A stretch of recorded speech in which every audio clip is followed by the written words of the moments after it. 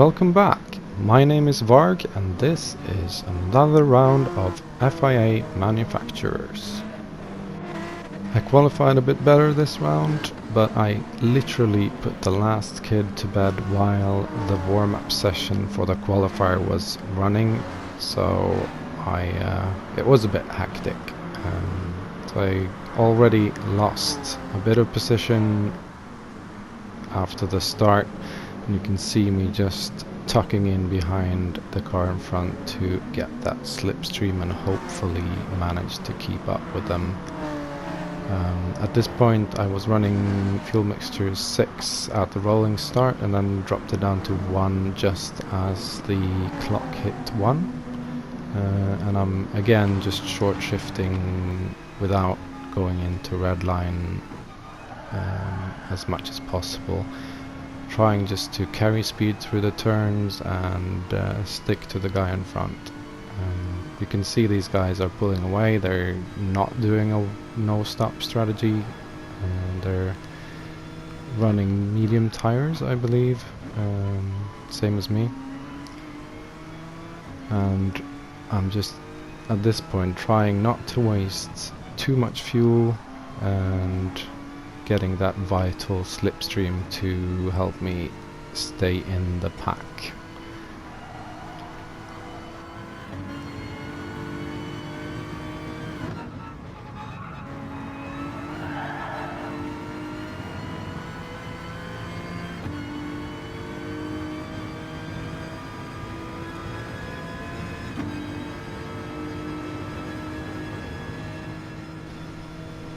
So coming up to this turn 1 here, you see me braking a bit late just to try and catch these guys. I seem to have just missed the slipstream here, and I'm pushing a bit harder just to catch up.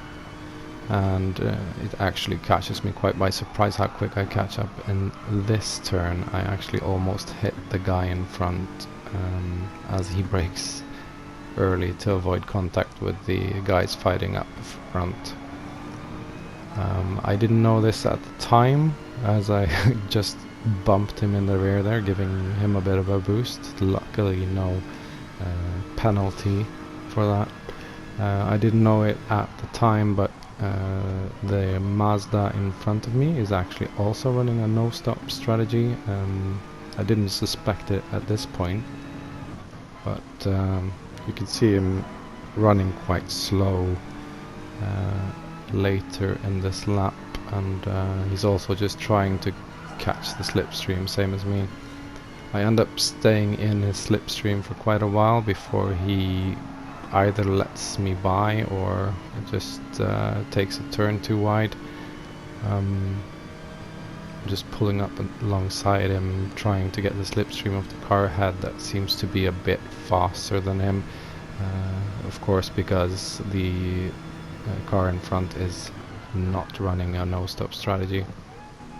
As we dive into turn 1 yet again in the little train we have going. It is quite difficult if you get held up by slower drivers on this strategy, but in the end you'll see just how much it pays off, especially on tracks and races of this length. I didn't get a whole lot of testing done before this one, but I knew from the previous fuel saving race I did, that was, I believe it was this track in reverse a couple of races ago, that this should work. I only managed to do, I think, 2 test lobbies before this race, and I failed the first attempt and barely made the second, so I was being a bit conservative on fuel for this one, as it was my first real attempt at it. The others were just lobbies that were slightly bugged and with fewer people, so I didn't really have slipstream for those. I was kind of lucky here to be able to have slipstream for this long. It is very, very helpful, at least for the Honda, to have the slipstream. It's very it's much faster and takes benefit from the slipstream more than other cars, I find. As you just see the Mazda let me by there after going wide in turn 1. But he tucks in nicely behind me. I think it's at this point I started to suspect that that guy was actually on the same strategy as we were running similar pace on the laps. Not the best laps. I'm running 1.28 at the moment. I know from just checking in with Tijani's stream earlier in the day that he was pushing the Audi for 125 laps, I think, on the fuel save strategy. So I knew I wasn't going to be the fastest fuel saving driver. Also, you'll notice that like here I managed to carry enough speed through the turn that I quite easily pass this driver, even though he's pushing the car further and he's going for a one-stop strategy. It is worth noting that this is driver rating B lobby, so it's not the fastest drivers around, and we are kind of in the middle of the pack here, so you'll see mistakes, you'll see drivers not taking the optimal lines and not being consistent, just like me. I have worked a lot this week on trying to get my driver rating up, and it has gone up to about, I think it was at 17,000 last I checked. So I'm past the halfway mark for reaching driver rating A, which is my goal for now. I'll be quite happy getting up into that bracket. So we're just nearing the end of lap 5 here, and this is where I believe most, if not all, will pit. So we'll see as the leader goes into the pits there, and the others are following him in, just getting alongside this driver as he also enters the pits. You see like most of the field pitted there. At this point I'm starting to get a bit worried because I see there's 2 cars in front that did not pit, and I'm worried that they are also on the no stop strategy, so I'm pushing slightly harder this lap just to see if I can catch them. I'm noticing that their pace is dropping off, most likely because they were benefiting largely from the slipstream of the faster drivers, and they are now on their own. They seem to be running the same strategy, both of them, but you can see I'm actually catching up to them here by just pushing slightly up towards the red line and braking a bit later. This will eat slightly more of my tires, just the whole late braking and pushing the red line is also eating a bit more fuel than I can afford, so you'll notice that I'm soon having to back off because I calculated that I could be 0.2 of a lap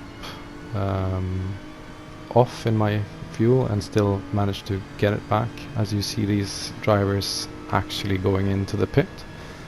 For some reason they chose to be on hard tires, which is a lot slower per lap, and I don't know if they were actually going for a no-stop strategy and decided to not do it, as you could see that one of the drivers was actually at 0 fuel as he entered the pit. So it could be that they were just trying a different strategy, late pitting. I find that that is usually not a good idea. Just running hard tires when everyone else is running mediums is just at least a couple of seconds slower per lap. And at that point, if you were running a no-stop, sure, that could work. But running a one-stop and hard tires, that's like you could run mediums and pit twice on that time almost. At least on a track like this. As we're now in the lead suddenly, which came quite as a surprise to me. I wasn't expecting to suddenly be up front, so you'll see my driving start to be a bit more stressed, and more mistakes are to come. It is definitely a position I am not used to being in, and when I am, it is usually where the most mistakes come out to show their faces.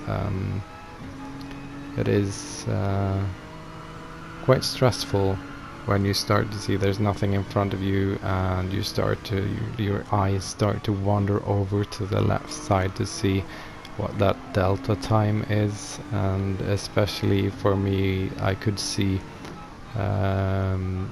I knew that the number 3 car had pitted, so he was gonna be fast. I knew that the car directly behind me was also on a no-stop, and he was gaining on me. I couldn't really see how fast the third place car was gaining, but I assumed that he was gaining even faster. So you'll see, I believe it was this turn that I went slightly wide, yeah. There we go. Just from the added pressure of having cars catching up to you. That previous lap pushing extra hard took a bit more out of the tires than I should have let it, and you can see that I'm struggling in the left hand turns now to keep the car on the optimal line as it's starting to slide. And we can just see that the BMW has now passed the other no-stopper, and he's catching up fast.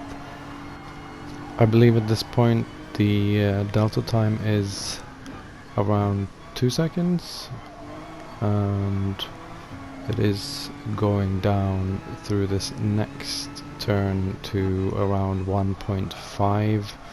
I apologize for the delta times not being available in this replay, as it is not a live recording from the race itself. Coming into this last twisty bit here, you can see I'm trying to push a little bit with what little fuel I have left, and just as I go a little bit wide and drop a tire off, and into the gravel I go, and there goes the BMW. Losing my lead there. So the Mazda is catching up quite fast, and he's pulling up alongside, and I make another mistake just turning right into him there. That was completely my fault. I did apologize to him after the race, so don't worry about that. As we jump back to his view here, and you can see he's just on the side of me, and I turn in, didn't really see he was there, and he just doesn't have the fuel to push any harder coming up to the line, finishing third.